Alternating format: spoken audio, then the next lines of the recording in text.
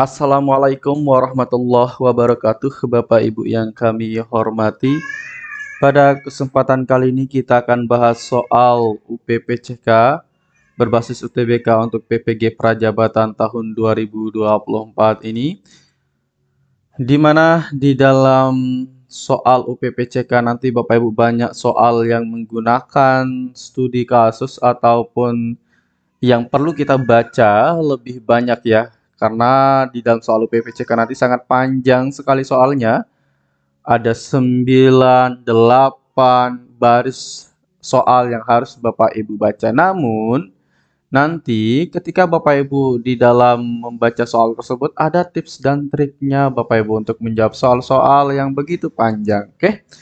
Namun untuk tips dan trik nanti Bapak Ibu bisa Bapak Ibu pelajari di bimbel UPPCK UTBK PPG Prajab tahun 2024 yang kami laksanakan nanti pada tanggal 6 sampai dengan 16 September. Dan untuk Bapak Ibu yang ingin bergabung di bimbel tersebut, silakan Bapak Ibu bisa menghubungi kami melalui nomor WhatsApp di 081803358023.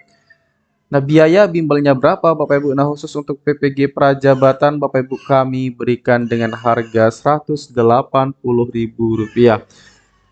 Baik, kita akan bahas soal pada menentukan dan menggunakan model strategi pembelajaran dan sumber belajar yang sesuai dengan perkembangan ilmu pengetahuan dan teknologi. Baik, kita akan bahas soal yang pertama Bapak Ibu di sini. Seorang guru berpengalaman selalu merancang pembelajaran yang mengedepankan pembelajaran yang berpusat pada peserta didik. Saat ini, guru tersebut merancang pembelajaran dengan sungguh-sungguh. Ia merancang cara mengajar siswanya dengan metode diskusi dan menggunakan media pembelajaran yang sudah berlangsung dari tahun ke tahun. Pada awal semester baru 2019, siswa di kelas tersebut diketahui 70% memiliki preferensi belajar kinestetik, sehingga mereka tidak fokus saat pembelajaran dan diskusi berlangsung. Siswa lebih senang jika mengerjakan tugas yang diberikan oleh guru. Dari kasus tersebut, strategi pembelajaran yang paling tepat dipilih guru adalah titik-titik apakah kooperatif, project-based learning, kontekstual, inquiry, atau discovery. Baik, kita akan analisis Bapak Ibu untuk soalnya ya, karena untuk soal UPPCK itu perlu dianalisis.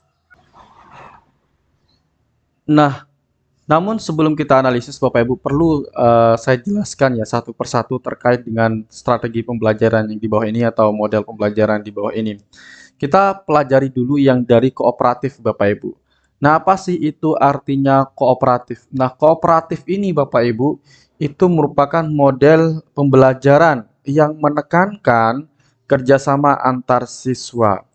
Baik itu nanti di dalam kelompok kecil ya. Jadi kerjasamanya nanti di dalam kelompok kecil. Nah, misalkan Bapak Ibu membuat di dalam pembelajarannya, Bapak Ibu membuat eh, siswa Anda itu menjadi kelompok-kelompok kecil, menjadi 3 kelompok misalkan. Setiap kelompok itu ada 5.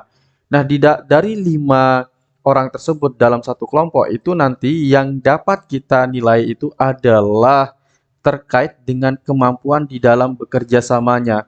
Nah, itulah untuk model pembelajaran kooperatif atau strategi pembelajaran kooperatif ini. Nah, dari mana kita dapat menilai kerjasamanya? Ya, tentu dari kolaboratifnya atau kemampuan bekerja samanya. Apa itu artinya kolaboratif? Kalau bahasa sekarang, bahasa kerennya itu adalah collab. Nah, kalau anak-anak kita kan mengenalnya dengan collab atau kolaborasi. Kemudian, dari eh, kelompoknya ini mereka itu akan dapat saling membantu. Nah, itulah yang dinilai kerjasamanya, saling membantu dalam belajar satu sama lainnya. Yaitu untuk kooperatif. Kemudian untuk project based learning. Nah, kalau project itu Bapak Ibu itu biasanya nanti setelah menyelesaikan proyek itu ada hasilnya. Ya, ada hasil yang dicapai. Apa hasilnya? Yaitu produk. Nah, kalau produk itu berarti berbentuk fisik nanti Bapak Ibu ya. Nah, project based learning itu merupakan model yang menekankan siswa belajar melalui proyek yang kompleks, seolah-olah dia terlibat langsung dalam kehidupan nyata. Nah, jadi nanti proyek yang dibuat oleh siswa itu harus relevan dengan dunia nyatanya. Nah, di sana siswa itu terlibat langsung, Bapak Ibu. Kalau namanya terlibat langsung, ya dia yang bekerja langsung di sana. Kemudian dari model pembelajaran ini Bapak Ibu, adapun di dalam pembelajarannya itu harus ada tahap-tahapannya. Pertama itu ada menyelidiki, kemudian merencanakan, kemudian yang nanti terakhir adalah menghasilkan produk. Nah, jadi kalau proyek itu Bapak Ibu, dia harus ada perencanaan ya, ada perencanaan. Nah, kalau pembelajarannya tidak menggunakan perencanaan, siswa tidak merencanakan, maka itu bukan proyek. Jadi ciri khusus dari project based learning ini adalah ada perencanaan, ada pelaksanaannya nanti, dan juga terakhir nanti ada produk yang dihasilkan. Kemudian kontekstual. Kalau kontekstual itu pembelajaran yang bagaimana? Nah, kalau kontekstual Bapak Ibu itu berfokus pada penerapan pengetahuan yang dikontekskan dengan kehidupan nyata atau yang dikaitkan dengan kehidupan nyata. Nah, tujuan dari ini adalah agar siswa mudah memahami materi pembelajaran yang disampaikan. Contohnya dalam penerapan pembelajaran kita. Nah, misalkan Bapak Ibu akan mengajarkan tentang balok. Nah, Bapak Ibu bisa kaitkan dengan contoh-contoh balok di kehidupan nyata siswa di sekitarnya. Nah, misalkan kalau di dalam kelas kan banyak sekali tuh contoh-contoh dari balok. Ada lemari, ada meja, dan seterusnya. Oke. Kemudian ada inquiry. Nah, kalau pembelajaran inquiry Bapak Ibu, di mana ditekankan bahwa proses di dalam pembelajarannya itu ada proses investigasi ya. Nanti siswa akan merumuskan pertanyaan, mencari jawabannya, kemudian melakukan penelitian dan eksperimen, serta membangun pemahaman mereka sendiri melalui proses penemuan. Nah, jadi ada yang namanya penemuannya. Nah, apa bedanya dengan yang tadi di project based learning? Nah, kalau project based learning itu harus ada perencanaan dan nanti akhirnya itu ada produk yang dihasilkan.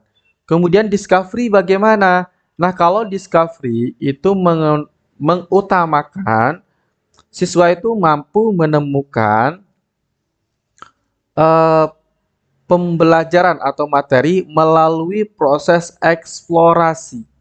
Apa namanya? Apa artinya mengeksplorasi? Nah, kalau Bapak Ibu saya contohkan dengan ini Dora Explore. Nah, kalau Dora Explore itu kan kalau Bapak Ibu itu sudah melihat nonton Dora Explore itu nanti di gambarnya itu Dora bertanya, nanti kan ada beberapa gambar, misalkan ada 4 gambar, misalkan di situ ada jembatan, ada rumah dan lain sebagainya.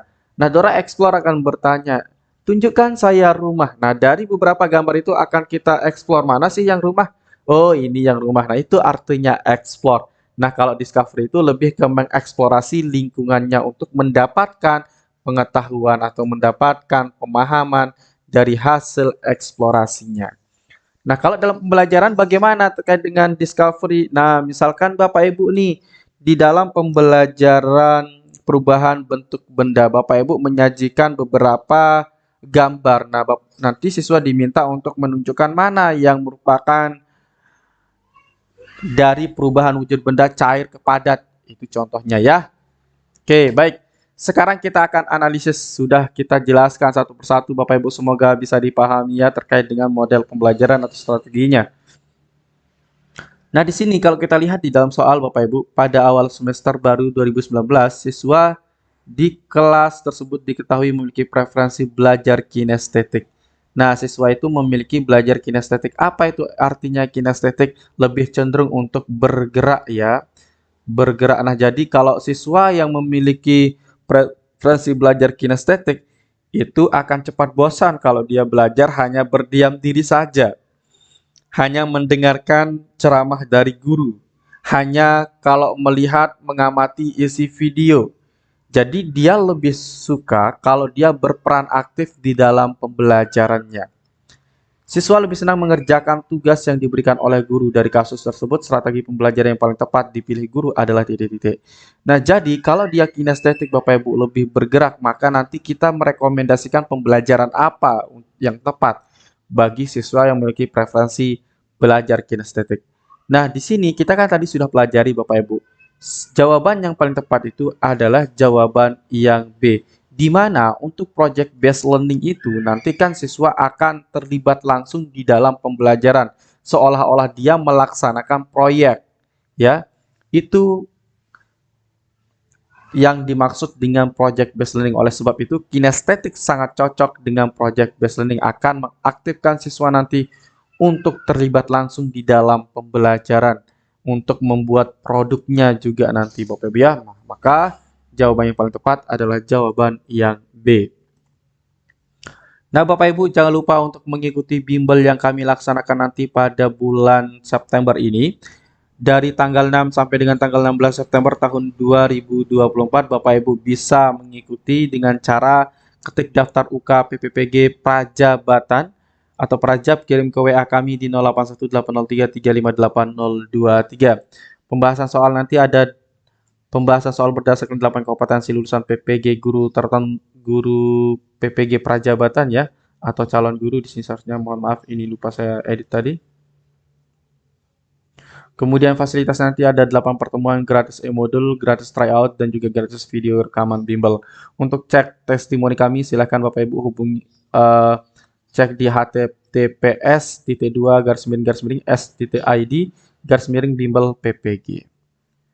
Baik Bapak Ibu, sekarang kita lanjutkan ke soal berikutnya. Nah, ini soal bonus Bapak Ibu ya, karena tadi di dalam awalnya nanti di awal tadi kita ingin pelajari tentang model pembelajaran. Nah, sekarang kita akan menganalisis penilaian yang tepat untuk pembelajaran. Guru yang profesional selalu merencanakan pembelajaran sebelum masuk kelas. Perencanaan pembelajaran berfungsi untuk memberikan pelayanan pembelajaran yang menarik bagi siswa dan berpusat pada siswa. Seorang guru merancang pembelajaran juga harus lengkap dengan penilaiannya. Jika ingin mengetahui kemampuan siswa dalam mengatur dan mengelola perbedaan pendapat ketika dilakukan diskusi kelompok, guru harus membuat lembar daftar cek atau checklist dalam bentuk skala yang harus diisikan oleh siswa untuk menilai teman kelompoknya. Jenis penilaian otentik holistik yang dapat dipilih oleh guru yaitu titik-titik apakah A, penilaian kinerja, B, penilaian proyek, C, penilaian portofolio, D, pertanyaan terbuka, yang E, penilaian diri. Nah, maka jawaban yang tepat itu yang mana? Nah, kalau kita perhatikan Bapak Ibu dari soalnya. Nah, soalnya nanti akan seperti ini Bapak Ibu, akan panjang. Kemudian Bapak Ibu diminta untuk menganalisis dari soal tersebut. Mana yang intinya dari soal tersebut ya. Baik, kita lihat untuk soal ini. Kita cari kata kuncinya. Nah, kata kuncinya di sini Bapak Ibu, di sini si guru itu akan ingin mengetahui kemampuan siswa dalam mengatur dan mengelola perbedaan. Nah, mengatur dan mengelola perbedaan pendapat ketika dilakukan diskusi kelompok. Nah, kalau mengelola perbedaan pendapat Bapak Ibu, perbedaan pendapat ya. Pendapat berarti apa yang akan dinilai di sini? Yang akan dinilai adalah kompetensi sikapnya. Nah, kalau nanti yang akan dinilai adalah sikap Bapak Ibu, maka nanti bentuk penilaian sikap itu apa saja sih? Nah, bentuk penilaian sikap itu Bapak Ibu ada penilaian menggunakan skala, kemudian penilaian observasi, kemudian ada penilaian diri, ada penilaian antar teman. Nah, kalau sikap di sini Bapak Ibu yang akan dinilai, maka nanti dapat kita pilih jawabannya di antara A, B, C, D, E ini mana saja sih yang merupakan sikap yang termasuk ke dalam penilaian sikapnya. Nah, walaupun di sini ada kata siswa untuk menilai teman sekelompoknya. Nah, berarti di sini yang dinilai adalah teman sekelompoknya. Nanti bentuk penilaiannya apa Bapak Ibu? Apakah A, penilaian kinerja? Nah, tadi kan kita sudah kasih tahu di sini penilaian sikap. Nah, kalau penilaian kinerja itu nanti masuknya adalah keterampilan. Kemudian penilaian proyek itu nanti adalah masuk ke dalam keterampilan juga. Kemudian portofolio ini juga keterampilan ya. Kemudian pertanyaan terbuka itu nanti lebih kepada penilaian pengetahuan, bukan sikap. Nah, jadi satu-satunya yang menunjukkan ke penilaian sikap di sini Bapak Ibu adalah jawaban yang E. Nah, Bapak Ibu jangan lupa mengikuti bimbel kami yang Bapak Ibu nanti bisa hubungi kami melalui nomor WhatsApp di sini ya di 081803358023. Nah, selain bimbel, Bapak Ibu kami juga menyediakan e-book UPPCK. Harganya hanya Rp50.000 saja. Untuk pembeliannya, Bapak Ibu bisa menghubungi kami melalui nomor WhatsApp di 081803358023. Nah, itu saja Bapak Ibu yang dapat kami sampaikan. Semoga banyak manfaatnya. Sekian dan terima kasih. Assalamualaikum warahmatullahi wabarakatuh.